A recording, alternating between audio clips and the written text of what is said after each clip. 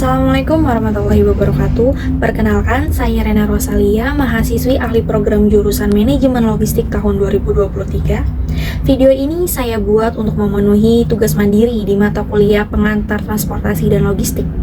Di video kali ini, saya akan mengenalkan tentang logistik pemilu. Apa sih logistik pemilu itu? Mungkin kita pernah mendengar kalimat logistik pemilu, apalagi di masa kampanye ini, yang merupakan topik hangat yang diperbincangkan oleh rakyat Indonesia. Namun, apakah kita benar-benar tahu apa saja yang termasuk dalam logistik pemilu tersebut? Oke, langsung saja saya paparkan tentang logistik pemilu. Poin pertama yaitu apa sih logistik pemilu atau pemilihan? Logistik pemilu yaitu perlengkapan penyelenggaraan yang digunakan dalam pemilu anggota DPR, DPD, DPRD provinsi, kabupaten atau kota, serta perlengkapan penyelenggaraan yang digunakan dalam pemilu presiden dan wakil presiden. Selanjutnya ada logistik pemilihan, yaitu perlengkapan penyelenggaraan yang digunakan dalam pemilihan gubernur dan wakil gubernur, bupati dan wakil bupati, dan atau wali kota dan wakil wali kota, yang terdiri atas perlengkapan pemungutan suara, dukungan perlengkapan lainnya, serta bahan sosialisasi dan kampanye. Dalam logistik pemilu terdapat 3 tahap yang harus kita lalui. Yang pertama itu ada tahap perencanaan kebutuhan, yang kedua itu ada tahap pemeliharaan dan pendistribusian, dan yang terakhir itu ada tahap pengelolaan logistik pasca pemilu atau pemilihan. Tahap pertama ada perencanaan kebutuhan. Terdapat kurang lebih 5 poin penting dalam perencanaan kebutuhan yang harus terpenuhi. Poin pertama yaitu apa saja jenis logistik pemilu. Dalam jenis logistik pemilu ini terdapat 5 poin juga. Yang pertama itu ada perlengkapan pemungutan suara yang terdiri dari kotak suara, surat suara, tinta, bilik pemungutan suara, segel, alat untuk memberi tanda pilihan atau paku, dan TPS. Yang kedua ada dukungan perlengkapan pemungutan suara lainnya dalam pemilu. Yang pertama itu kayak ada sampul kertas, tanda pengenal KPPS, tanda pengenal petugas keamanan TPS, tanda pengenal saksi, karet pengikat suara, dan lain sebagainya. Lalu ada bahan sosialisasi pemilu, apa saja sih? Kayak seperti contohnya brosur, pamflet, buklet, poster, folder, stiker, seperti itu. Lalu yang terakhir itu ada alat peraga sosialisasi pemilu atau pemilihan. Contohnya kayak spanduk, banner, baliho, ya, billboard, seperti itu. Poin kedua dari perencanaan kebutuhan yaitu apa saja langkah-langkah dalam menghitung kebutuhan logistik. Yang pertama itu kita harus mengidentifikasi jenis kebutuhan logistiknya, terus identifikasi jumlah badan penyelenggara, identifikasi jumlah peserta pemilu, terus identifikasi jumlah pemilihan, menghitung indeks kebutuhan logistiknya, seperti kayak yang merujuk pada undang-undang tentunya ya, dengan peraturan KPU dan keputusan KPU yang terkait. Lalu kita menghitung jumlah kebutuhan logistik, identifikasi jenis dan jumlah angkutan yang diperlukan, dan lain sebagainya. Poin ketiga ini, ada data-data apa saja yang diperlukan dalam menghitung kebutuhan logistik. Yang pertama itu jumlah pemilih. Yang kedua ada jumlah badan penyelenggaraan ad hoc atau PPK, PPS, dan KPPS. Yang ketiga ada jumlah peserta pemilih, lalu ada kondisi logistik pada pemilu yang sebelumnya, dan yang terakhir itu ada indeks kebutuhan setiap jenis logistik pada setiap tingkatan badan ad hoc. Poin keempat, ada kapan logistik harus sudah direncanakan.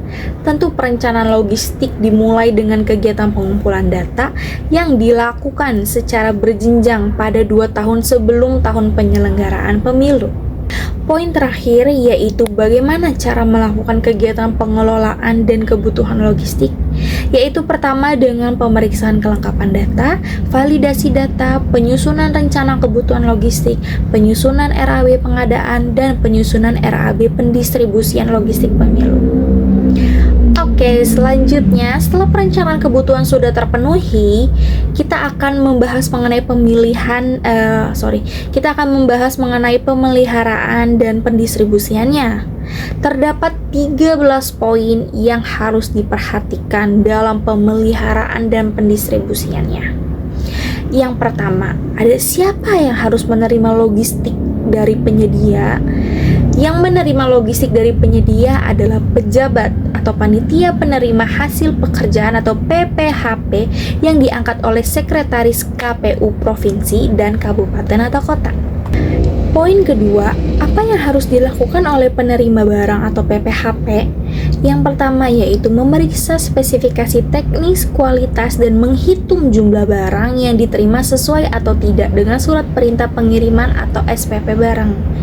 Yang kedua, membuat dan menandatangani berita acara serah terima hasil pemeriksaan pekerjaan atau barang. Yang terakhir, membuat laporan hasil pengecekan penerimaan barang. Poin ketiga yaitu bagaimana langkah-langkah setelah logistik diterima, yaitu pertama, melakukan sortir atas barang yang diterima yang kualitasnya tidak sesuai nih dengan kontrak. Lalu ada mengelompokkan logistik sesuai dengan jenis dan peruntukannya. Yang ketiga, melakukan pengecekan logistik yang diterima apakah sesuai dengan jumlah alokasi kebutuhan. Lalu yang keempat, ada melakukan packing logistik sesuai alokasi kebutuhan masing-masing badan ad hoc. Yang terakhir, melaporkan kepada pejabat yang berwenang bila ada kekurangan barang setelah dilakukan sortir.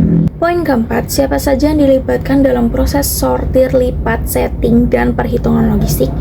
Yang pertama ada Pokja logistik dan pejabat atau staf KPU. Terus ada panitia ad hoc yaitu anggota PPK atau PPS. Lalu ada pelajar atau mahasiswa. Yang terakhir ada masyarakat sekitar. Poin kelima yaitu kegiatan apa saja yang dilakukan selama penyimpanan logistik pemilu atau pemilihan di gudang KPU. Yaitu pertama, KPU atau KIP, kabupaten atau kota, menyiapkan daftar logistik yang akan dimasukkan ke dalam gudang. Kedua, petugas menyusun logistik dengan tata letak yang baik berdasarkan wilayah daerah tujuan dan jadwal waktu pendistribusian, serta diberi jarak atau antara untuk kelancaran aktivitas kontrol yang pengangkutan barangnya ini tuh dengan memperhatikan jadwal penyaluran logistik ke PPK atau PPS atau TPS. Yang ketiga itu ada petugas menjaga keutuhan kemasan logistik dalam ruang penyimpanan. Yang terakhir itu ada gudang harus dipasang pagar keliling dan dijaga petugas keamanan sekarang.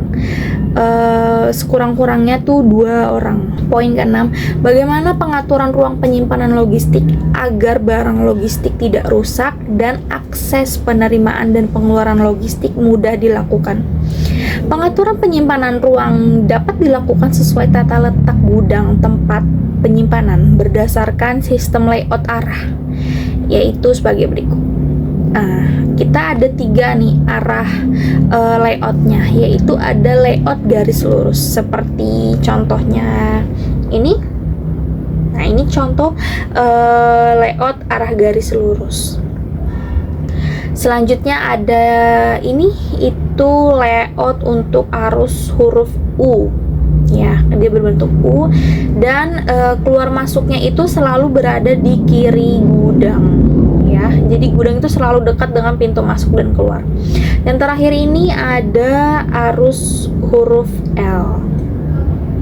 Ya, tampak terlihat seperti huruf L. Poin selanjutnya yaitu apa yang harus dilakukan selama logistik disimpan di gudang, yaitu pertama, menempatkan logistik di gudang yang tidak bocor, menempatkan logistik di tempat yang dengan sirkulasi udara yang baik, lalu mengelompokkan logistik per TPS per kecamatan, lalu ada pengamanan logistik selama penyimpanan di gudang.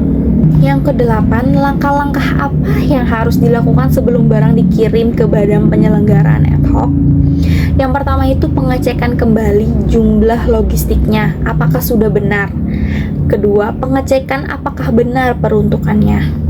Yang ketiga, pengecekan apakah sudah lengkap jenis logistiknya, pengecekan keamanan packingnya, pemberitahuan kepada badan penyelenggaraan ad hoc rencana pengiriman, menyiapkan tanda terima, mengidentifikasi daerah prioritas, terus ada menghitung alokasi waktu. Yang terakhir yaitu mengidentifikasi ketersediaan moda transportasinya tentu. Yang poin ke-9, data yang diperlukan sebelum pengiriman logistik itu apa aja? Yang pertama itu ada jalur transportasinya sudah jelas. Terus ada ketersediaan sarana pengangkutannya, kapasitas angkutnya, perkiraan waktunya, dan biayanya. Poin 10, yaitu bagaimana cara menentukan skala prioritas daerah pengiriman logistik. Yang pertama dilihat dari letak geografisnya. Apakah wilayahnya perairan atau pegunungan? Jarak lokasinya, jauh atau dekat tapi tingkat kesulitan tinggi? Atau yang ketiga, tingkat kesulitan medan maupun sarana transportasinya? Yang keempat ada tingkat keamanan, yaitu gangguan keamanan maupun karena cuaca. Yang terakhir yaitu lama waktu tempuh. Poin ke-11, bagaimana proses penyerahan dan penerimaan barang logistik pemilu atau pemilihan? Pertama, memeriksa atau mendata jenis, jumlah, kualitas, dan mutu logistik sesuai dengan ketentuan yang berlaku. Yang kedua, ada mencatat dan membuat laporan penerimaan logistik pemilu atau pemilihan. Yang terakhir yaitu melaporkan secara berjenjang barang logistik pemilu atau pemilihan yang diterima. Poin ke-12, apa saja yang harus diperhatikan nih dalam penerimaan logistik? Yaitu yang pertama, daftar alokasi kebutuhannya. Ada surat jalannya dan bukti tanda terima barang jelas. Dan poin terakhir nih dari pemeliharaan dan pendistribusian, itu bagaimana memonitor pengiriman logistik. Yang pertama yaitu membentuk pos monitoring pendistribusian logistik pemilu. Yang kedua, meminta laporan barang yang diterima oleh badan penyelenggaraan di bawahnya. Yang ketiga itu mengelola data dan informasi hasil monitoring melalui manual dan sistem informasi logistik. Yang keempat, melakukan koordinasi vertikal dan lintas sektor. Yang kelima ada melaporkan hasil monitoring secara berjenjang. Peran logistik pemilu tentu tidak hanya saat sebelum sampai terlaksananya pemilu itu sendiri. Tentu pasca pemilu juga terdapat peran dari logistik.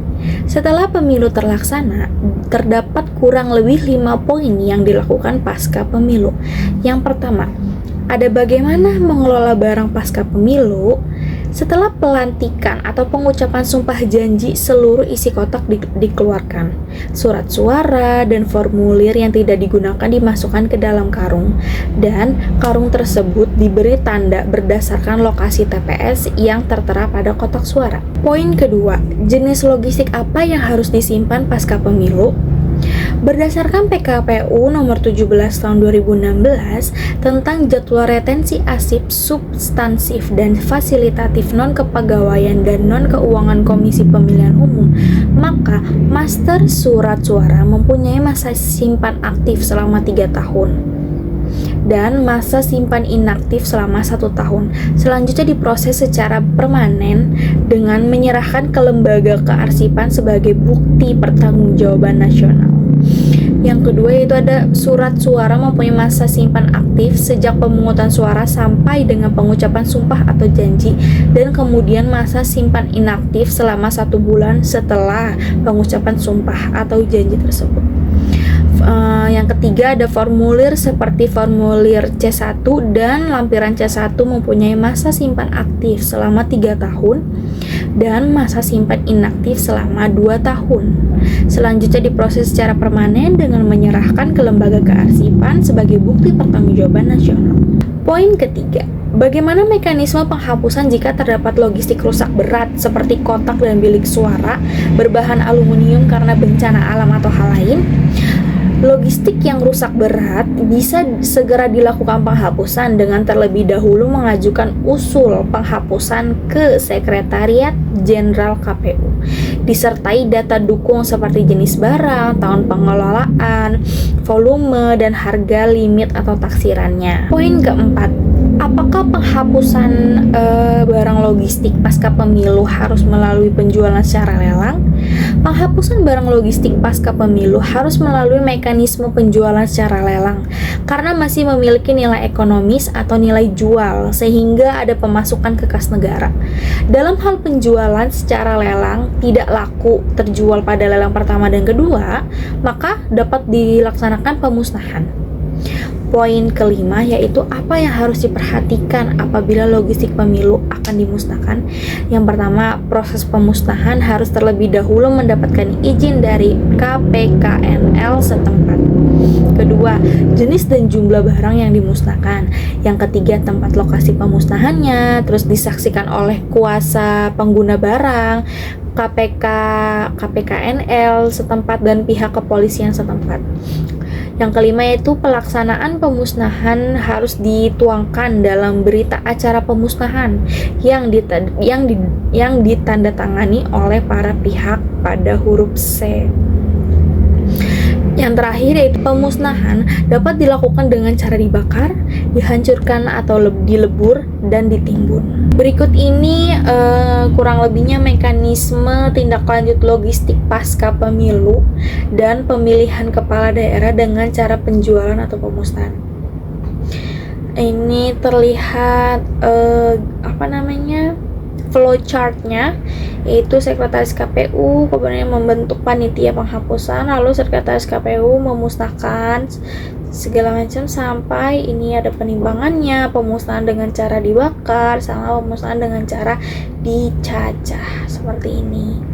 Jadi memang harus dimusnahkan apabila tidak terpakai. Sekian pemaparan mengenai logistik pemilu. Bagaimana? Apakah audiens sudah lebih paham mengenai logistik pemilu? Tentu harapan saya, apa yang saya sampaikan dapat diterima dan dicerna dengan baik. Terima kasih sudah mendengarkan pemaparan saya. Kurang lebihnya saya mohon maaf. Wassalamualaikum warahmatullahi wabarakatuh.